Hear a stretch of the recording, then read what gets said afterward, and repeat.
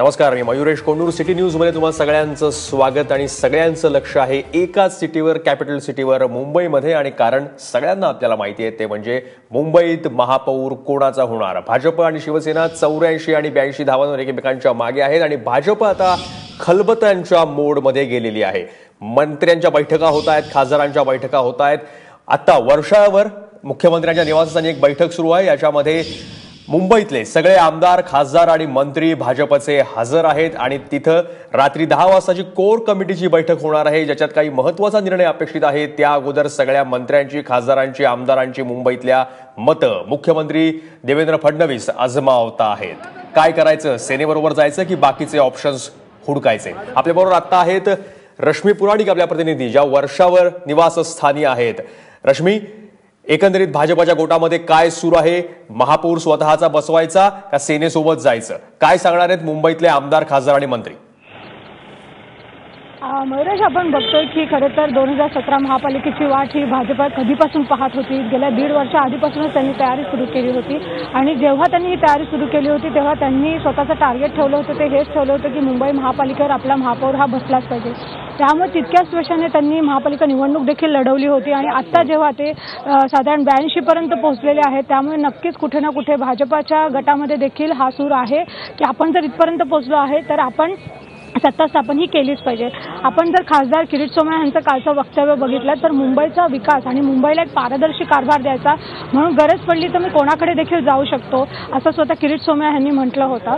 दुसरी एक गोष्ट की आज जी मुख्यमंत्र्यांनी आता बैठक बोलवली आहे त्यात मुंबईचे आमदार, खासदार असतील, अर्थात एक सेलिब्रेशन असेल. मुख्यमंत्र्यांना कुठेतरी हा विजयोत्सव जे असेल त्याचं क्रेडिट देण्यात येईल आणि त्यानंतर सर्व आमदार आणि खासदार असतील ते आपलं मत मांडणार आहेत. प्रत्येकाला हा सत्तेचा वाटा हवाच असणार आहे, कारण आपण बघतो 2019ची पुढची विधानसभेची निवडणूक आहे. त्यावेळेला अनेक इन्फ्रास्ट्रक्चरचे प्रोजेक्ट्स असतील किंवा महापालिकेतर्फे विकासाची कामं करता येण्याची संधी आहे. त्यामुळे कुठे ना कुठे ही संधी कोणालाच गमवायची नाहीये, सत्तेमध्ये यायचं आहे. कल्याण डोंबिवली महापालिका जी निवडणूक होती ती ह्या पार्श्वभूमीवर आपण लक्षात घेतली पाहिजे की दोन्ही पक्षांनी एकमेकांच्या विरोधात लढवली, परंतु जेव्हा सत्तेत बसण्याची वेळ आली तेव्हा ते आले आणि त्यांनी ही सत्ता वाटून घेतली होती. प्रश्न असाच असणार आहे की ही सत्ता वाटून घेण्यासाठी नेमकी फॉर्म्युला काय असणार आहे. शिवसेनेकडनं कुठेतरी भाजपावर सध्या दबाव टाकण्याचा प्रयत्न सुरू आहे, तितकाच प्रयत्न हा भाजपा देखील करत आहे. भाजपासाठी फक्त मुंबई हा प्रश्न नाहीये, तर जिल्हा परिषदांमध्ये देखील अनेक ठिकाणी, सांगली असेल, कोल्हापूर असेल, औरंगाबाद, जळगाव अशा ठिकाणी भाजपा जी आहे सत्तेजवळ पोहोचलेली आहे. त्यांना थोड्याच काही संख्याबळाची गरज आहे आणि ही संख्याबळ त्यांना अर्थातच मित्रपक्ष म्हणून पहिला पर्याय शिवसेना आहे. परंतु शिवसेनाचं जर जिल्हा परिषदेमध्ये त्यांना पाठिंबा हवा असेल तर मुंबईमध्ये गोष्टी अडकत आहेत. म्हणून ह्या सर्व गोष्टी कशा पद्धतीने करता येईल आणि सन्मानपूर्वक शिवसेना असेल किंवा भाजप असेल ह्यांना सत्तेमध्ये कसा वाटा मिळेल ह्यासाठीच ह्या वाटाघाटी सध्या सुरू आहेत. त्यामुळे आता मुंबईचे आमदार असतील, खासदार असतील किंवा मंत्री असतील ते आपापली भूमिका जी आहे थोड्या वेळापूर्वी आशिष शेलार कट्ट्यावर होते, माझा कट्ट्यावर, त्यांना जेव्हा विचारले तेव्हा ते प्रत्येक प्रश्नाचं उत्तर बहुतांश असं म्हणत होते की कोर कमिटी ठरवेल, कोर कमिटी ठरवेल. या कोर कमिटीची बैठक सुद्धा 10 वाजता आहे, थोड्या काळानं.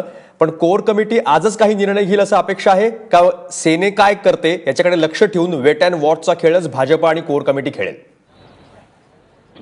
सध्या जी माहिती आहे मयुरेश ती अशीच आहे की कोर कमिटीमध्ये चंद्रकांत दादा असतील, सुधीर मुनगंटीवार असतील किंवा विविध जिल्ह्याचे जे पालकमंत्री असतील ते येणार आहेत. ते आपापल्या जिल्ह्यातील परिस्थिती सांगणार आहेत की कोणत्या जिल्हा परिषदांमध्ये आपण सत्ता स्थापन करू शकतो आणि सत्ता स्थापन करण्यासाठी जर आपण जवळ आहोत, काही कमी नंबर्स असतील तर आपल्याला कोणते पर्याय उपलब्ध आहेत आणि शिवसेना आपल्याला कशा पद्धतीने जवळची आहे. त्यामुळे जर शिवसेना हवी असेल तर मग शिवसेनेबरोबर मुंबईत देखील वाटाघाटी कराव्या लागतील. त्यामुळे कोर कमिटीमधला जो डिसिजन आहे तो फक्त मुंबईपुरता नसणार आहे, तो महाराष्ट्रातल्या देखील इतर गोष्टींवर अवलंबून असणार आहे.